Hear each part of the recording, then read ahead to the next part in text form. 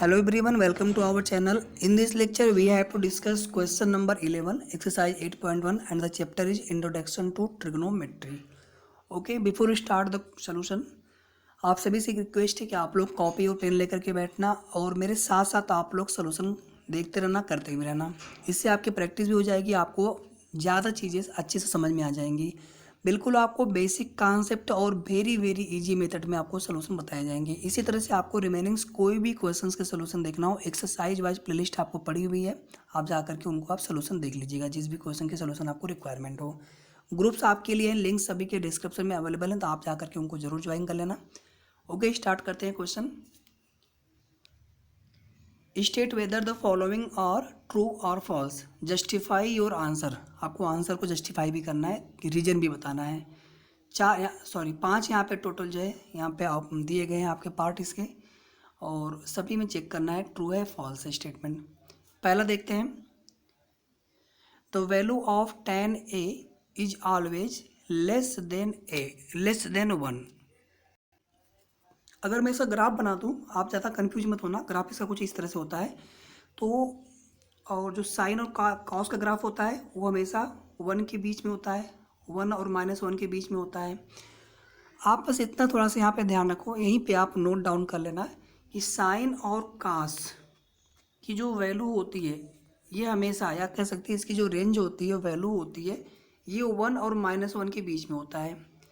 जबकि tan की जो वैल्यू होती है, अब ये देखो इनफाइनाइट तक चला गया है, इधर नीचे जो है माइनस इनफाइनाइट तक चला गया है। ओके, तो टेंजेंट यानी जो tan a है ये ऑलवेज लेस देन 1 नहीं होता है। इसकी जो रेंज होती है ये माइनस इनफाइनाइट से लेकर के प्लस इनफाइनाइट तक, इसके बीच में इसकी वैल्यू वेरी करती है।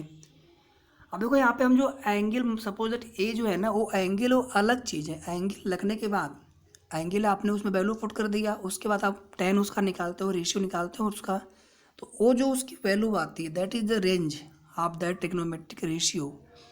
वो वैल्यू आपकी इनफाइनाइट से माइनस इनफाइनाइट तक वेरी करती है। मैं आपको यहाँ पे एग्जांपल के साथ बता रहा हूँ। पहला स्टेटमेंट आपका फॉल्स है।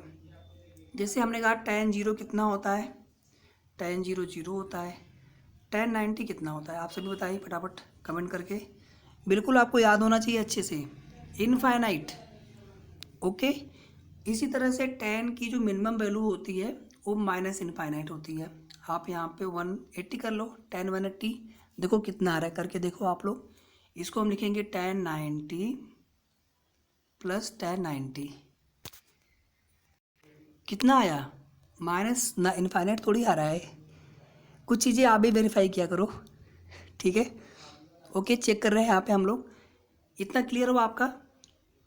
tan 180 की वैल्यू माइनस इनफाइनाइट नहीं होगा, आप करके देखो। tan 90 प्लस 90 करेंगे cot 90 माइनस cot 90 आ जाएगा, और cot 90 कितना होता है, cos 90 अपान sin 90, और cos 90 की वैल्यू कितनी होती है 0, एंड sin 90 की वैल्यू 1 होती है। फाइनली कितना मिला, 0 मिला आपको, ठीक है।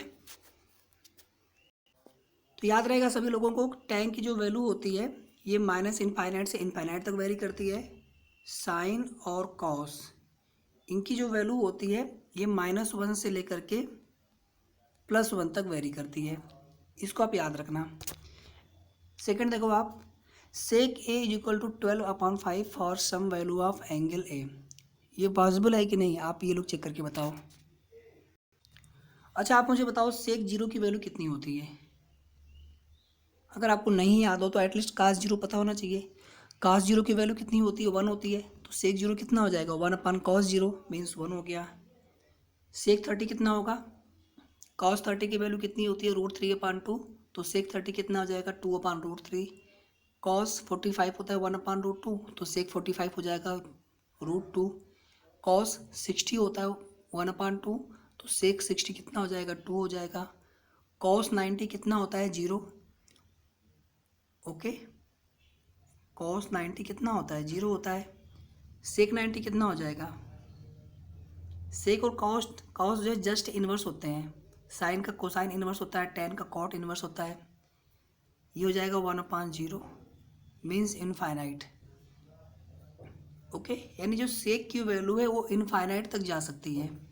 अगर यहाँ पे लिखा है सेक इज इक्वल टू 12/5 तो बिल्कुल पॉसिबल है, for the some value of angle A, ये आपका स्टेटमेंट ट्रू है। वेरीफाई हो गया सभी को? यहाँ से आप वेरीफाई कर सकते हो, ठीक है। कोई भी आपको डाउट लगे ना, आप वीडियो को थोड़ा सा आप 1-2 बार और देख लेना, पहली चीज़। दूसरी चीज़, कमेंट करके आप पूछ सकते हो, मैं आपको इसकी पीडीएफ या कह सकते हैं इसका सोल्यूशन मैं आपको ग्रुप में भी अवेलेबल करवा दूंगा। थर्ड वाला देखो यहाँ पे आप, cos A is the abbreviation used for the cosecant of angle A। ये हमारा फॉल्स है। यहाँ पे मैंने आपको बिल्कुल इनिशियल डे में सारे के एब्रीविएशन के मैंने आपको फुल फॉर्म बताया था। जैसे साइन को लिखते हैं हम लोग SIN, लेकिन इसका फुल फॉर्म होता है SINE। कॉस, इसका भी मैंने आप सभी को बताया था। टेन का भी मैंने आप सभी को बताया था। कॉट का भी मैंने आप सभी को बताया था। सेक का भी बताया था। कोसाइन का भी बताया था। तो ये वाला स्टेटमेंट फॉल्स है आपका। फोर्थ वाला देखो आप, cot A is the product of cot and A, पूरी तरह से कंप्लीटली फॉल्स है। ये प्रोडक्ट थोड़ी होता है कॉट ए, कॉट और ए का, यानी हम इसको हम ऐसे थोड़ी लिख सकते हैं कॉट इंटू ए, ऐसे हम थोड़ी लिख सकते हैं इसको। बेसिकली होता है क्या है कि कॉट एक ट्रिग्नोमेट्रिक रेशियो है जो कि किसी एंगल ए के लिए हम उसकी वैल्यू को फाइंड आउट करते हैं। जैसे हमने यहाँ पे लिखा कॉट 90, इसका मतलब 90 डिग्री एंगल पर कॉट की वैल्यू कितनी होगी हम ये फाइंड आउट करते हैं, ना कि कॉट का 90 से मल्टीप्लाई करते हैं। ओके, नेक्स्ट देखो आप, ये फॉल्स है आपका, ये भी फॉल्स है आपका, ये भी फॉल्स है आपका, ये ट्रू है। फिफ्थ वाला देखो यहाँ पे, sine theta is equal to 4/3 for some angle theta. जल्दी से बताओ आप लोग, जल्दी से बता दो। अगर आपको पहला वाला क्वेश्चन, अगर पहला वाला जो सेक्शन अगर समझ में आ गया होगा तो ये क्वेश्चन आपका 1 सेकंड भी नहीं लगना चाहिए था आपको आंसर देने में। सभी लोग बताओ जल्दी से, बहुत लोग अभी भी कंफ्यूज हैं। मैंने क्या बताया था आपसे, जो tan की वैल्यू होती है वो माइनस इनफाइनाइट से लेकर के प्लस इनफाइनाइट तक वेरी करती है। साइन और कॉस दोनों के लिए मैंने बोला था इसकी जो वैल्यू होती है -1 से लेकर के +1 के बीच में वेरी करती है, यानी -1 से छोटा नहीं हो सकता इसका वैल्यू और +1 से ज़्यादा इसकी वैल्यू नहीं हो सकती। यहाँ पे लिखा है sine theta is equal to 4/3, आप डिवाइड करके देखो तो 1.33, ये क्या आ रहा है 1 से ज़्यादा आ रहा है ना, ये पॉसिबल ही नहीं है। साइन और कॉस में आप कोई भी थीटा की वैल्यू रख के देख लो, उसकी वैल्यू हमेशा, यानी उस एंगल के सापेक्ष उस एंगल के लिए साइन और कॉस की value always will be lies between -1 and +1। Clear कर लो इसको आप लोग बिल्कुल अच्छे से। एटलीस्ट साइन कॉस और tan का तो आपको याद रहना चाहिए।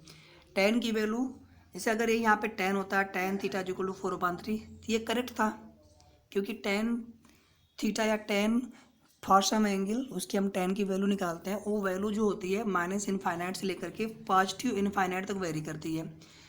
जबकि साइन और कॉस के केसेस में फॉर द सम एंगल या कोई भी एंगल हो, कोई भी एंगल हो, 1000, 2000, 5000, उससे फ़र्क नहीं पड़ता है। मैं आपको बिल्कुल क्लियर बता रहा हूँ, एंगल चाहे कितना भी हो, पॉजिटिव में हो नेगेटिव में हो, doesn't matter. Okay, sine cos के लिए वैल्यू हमेशा -1 से और +1 के बीच में रहना चाहिए। -1 से छोटा नहीं होना चाहिए, +1 से ज़्यादा नहीं होना चाहिए। यहाँ पर कितना है, साइन थीटा की वैल्यू 1.33, जो कि पॉसिबल नहीं है। +1 से छोटा होना चाहिए था, 0.9999 हो सकता है, 1 तक हो सकता है, 1 से ज़्यादा नहीं होगा। ठीक है, तो यहाँ पर ये स्टेटमेंट भी फॉल्स हो गया आपका। तो इन पांचों में केवल आपका सेकंड वाला ट्रू था, बाकी सारे स्टेटमेंट आपके फॉल्स हैं। तो आई होप आप सभी को ये क्वेश्चन अच्छे से समझ में आ गया होगा, और इसी तरह से आप लोग हमारे साथ जुड़े रहिए। हमें आपको class 9th 10th 11th 12th चारों ही क्लासेस के मैं मैथमेटिक्स के कंप्लीट सोल्यूशन आपको ईच एंड एवरी क्वेश्चंस की मैं आपको प्रोवाइड कराऊंगा, इसी तरह से बिल्कुल इजी मेथड में। मैं कभी भी आपको ये नहीं बोलता हूँ कि आप आंसर चेक करो, ये चेक करो, वो चेक करो, आप कोई फार्मूला रटो, कभी मैं नहीं बोलता हूँ। मैं बिल्कुल बेसिक कॉन्सेप्ट आपको इजी मेथड बताता हूँ कॉन्फिडेंस के साथ में। मे भी हो सकता है किसी क्वेश्चन में कैलकुलेशन करने में या फिर कुछ सोल्यूशन बताने में मिस्टेक हो जाती हो, बट कॉन्सेप्ट कभी भी आपको गलत नहीं बताए जाते हैं। कॉन्सेप्ट आप लोग अच्छे से सीख लीजिए और कोई भी आपको डाउट या किसी भी क्वेश्चन में कोई भी अगर आपको वहाँ पे मिस्टेक लगे तो आप तुरंत कमेंट करके वहाँ पे पूछ सकते हो, बता सकते हो। ओके, ठीक है, मिलते हैं नेक्स्ट वीडियो में। तब तक आपसे भी अपना ध्यान रखो, पढ़ाई अच्छे से करते रहो। Thank you so much, thanks for watching, bye bye.